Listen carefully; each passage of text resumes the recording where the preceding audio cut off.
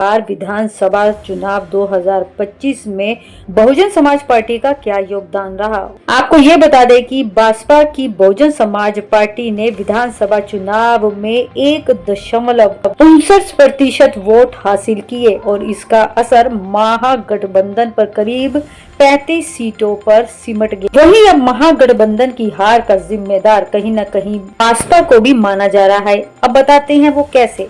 बिहार की रामगढ़ सीट पर बसपा प्रत्याशी सतीश कुमार यादव 889 वोटों से आगे चल रहे थे और बीएसपी आमतौर पर दलित पिछड़े वर्ग और नाराज वोटरों में सेंध लगाने में सक्षम रहती है।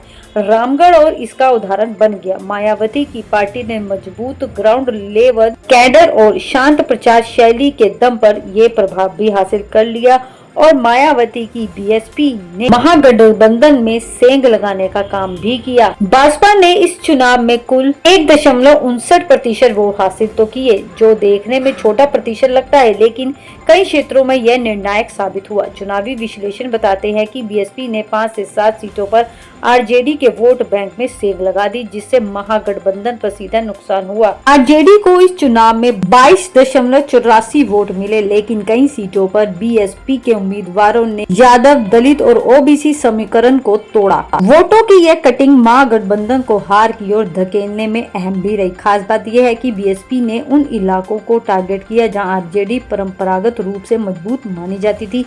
वहां 24% वोट भी निर्णायक साबित हुए। कम से कम जितने वोट कर सके थे बीएसपी ने काटे। मायावती की पार्टी बीएसपी को कमजोर आंकने वाला महागठबंधन ये भूल गया था कि यदि बीएसपी वहां उतरेगी तो कहीं न कहीं वोट जरूर कटेंगे, क्योंकि मायावती का प्रभाव यादव, दलित, ओबीसी, अल्पसंख्यक पर अब भी दिखाई देता है। बीएसपी चीफ मायावती और उनके भतीजे अनंत ने बिहार चुनाव में एक भी रैली नहीं की, ना ही कोई रोड शो किया, ना कोई महंगी चुनावी मुहिम भी चलाई।